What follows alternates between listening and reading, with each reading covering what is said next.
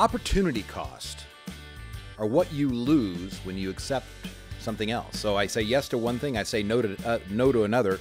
What is the difference I get? Sometimes you have a guaranteed difference, and sometimes you have a, well, let's see what happens. Investment or the world of what happens, paying down debt, is more a system of a guarantee. You just don't know what you would have gotten if you'd gone a different direction. We're going to talk about opportunity cost, guarantees. Do I save debt? Do I save more now? Or do I pay down debt? We're going to talk about it on Consider This Program today. Well, good morning and welcome back to Consider This Program. I'm your host, Joe Clark. And I'm Grant Sullivan. Happy to have you along, ladies and gentlemen. You should congratulate yourself for taking the time to watch this show or listen to it, whether it's on the podcast or radio. What I want you to do is to ask yourself a question.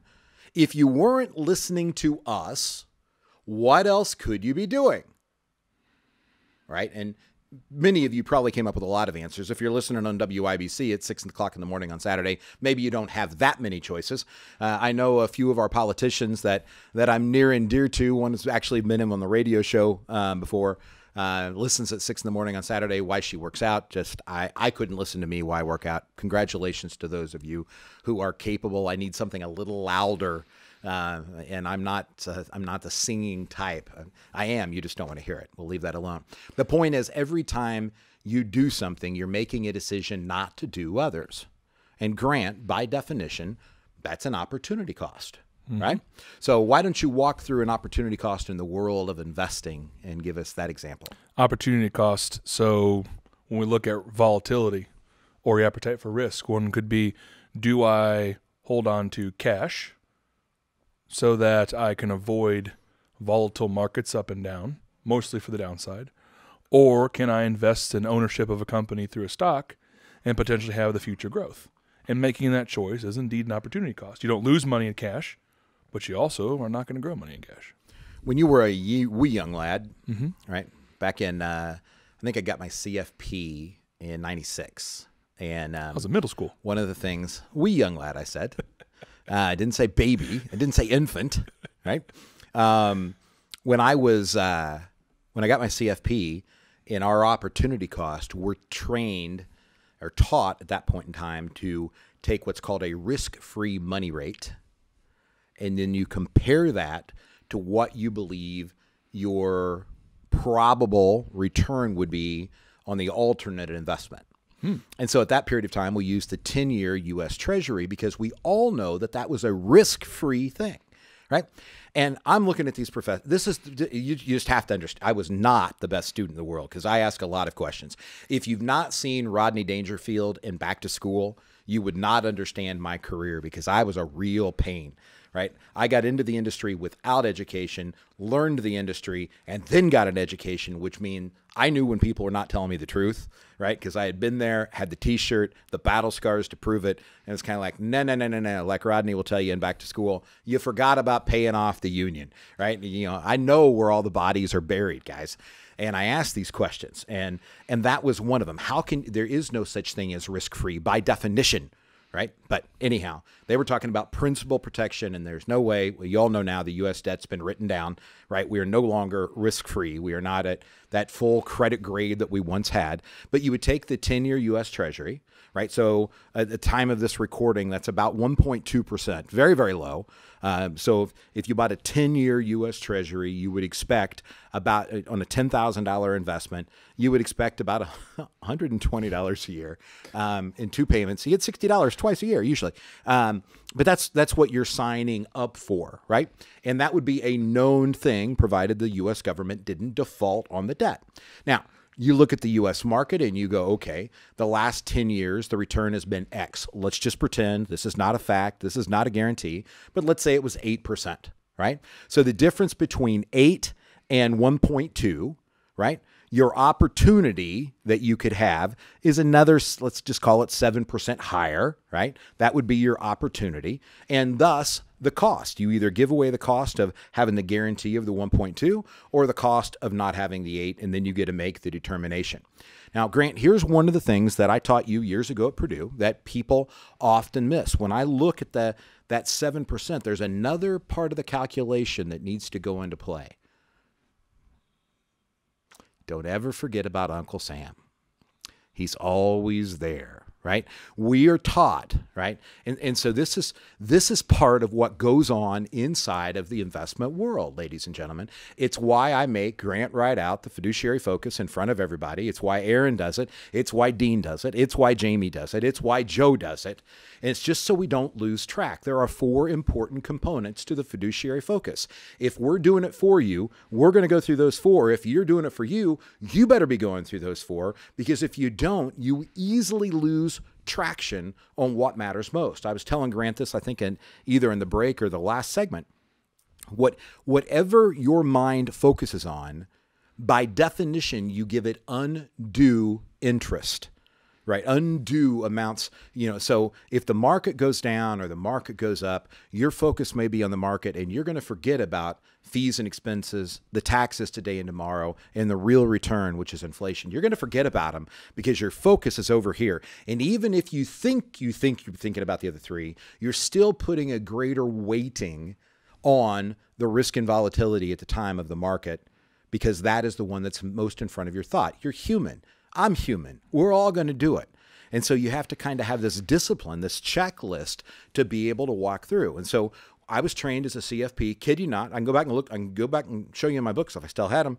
I can go back in the books and I can show you in the opportunity cost. In no way, shape, or form did any of the opportunity costs deal with the taxation on the spread between one component and the next.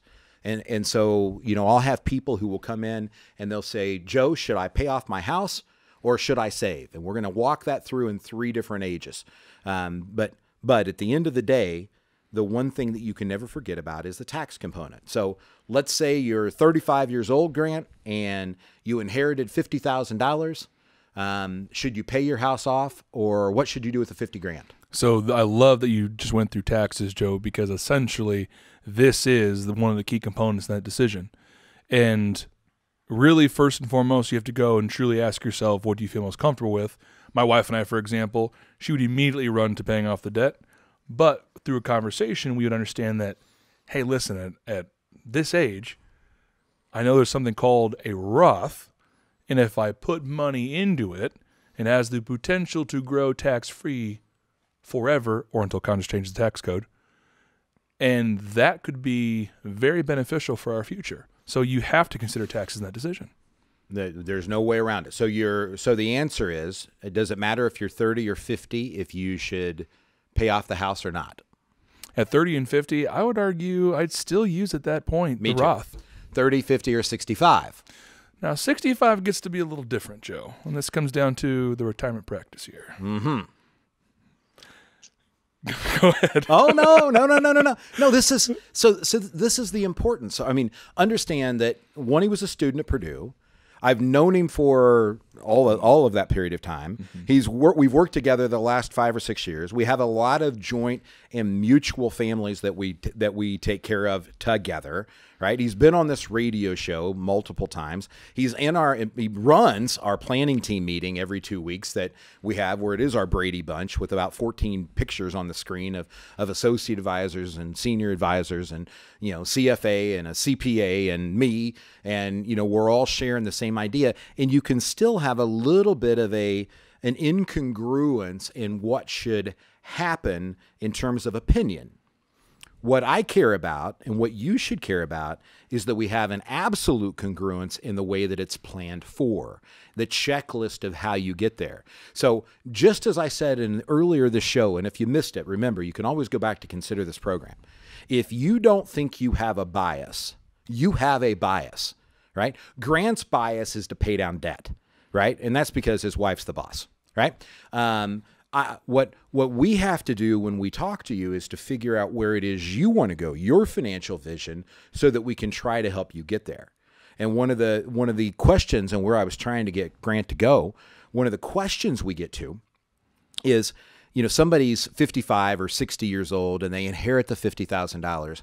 And the common question that Grant and I would get is, do we pay down debt or do we save the money? And that's a loaded question because usually one spouse wants one and the other wants the other. So, Grant, what do I tell people that have $50,000 and they're 2 or 3 years away from retirement? Do they pay down debt or do they invest? And Joe, I love your answer in this situation. And you say, I don't care. And the reason, and again, and this is where we have to be careful. It is situational. So remember what Joe said earlier. It's what you want to accomplish. But for many of our families who we meet, who we sit in front of, they're asking us what's the best financial decision in their situation. And I love the answer. I don't care. Because when you save it, you're not going to spend it. Or if you pay down debt, you're not going to spend it. So when you separate from service, what we call your life after work, the reality is you're walking away from that paycheck, right? Your job is not to replace a certain percentage of your income. It's to replace 100% of your standard of living, right? And what happens to people so often at the end of their career is they start getting raises, or parents start to pass away, and all of a sudden they have extra money that's coming in, right? Their kids are finally off the family payroll, right? They suddenly have extra money that's coming in, and little by little, they enlarge their standard of living. Remember, I've said it as many times as I can, you can give up chocolate to lose 40 pounds.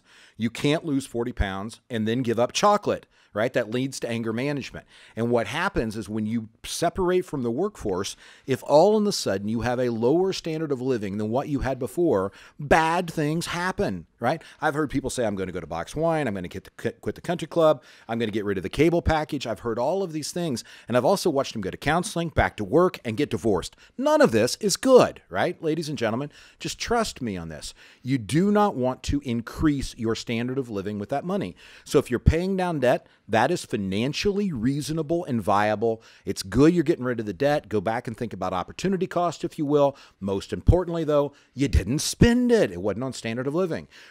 If you invest it, again, you didn't spend it, you're going to have more money for retirement. Life is good. Now, is it okay to take $10,000 and go on a vacation, go to Italy, go to a bucket list thing? Absolutely. That's not increasing standard of living. That's not something that you're going to do every year for the rest of your life. It's going to continue to be a financial drain on your system. Pay attention to where it is you want to go, manage your standard of living, keep focus on it, understand the difference between debt and saving more. And if you want Grant to help you with it, or Aaron or Darren or Dean or Jamie or anyone else, give us a call at 800-928-4001. Go to yourlifeafterwork.com.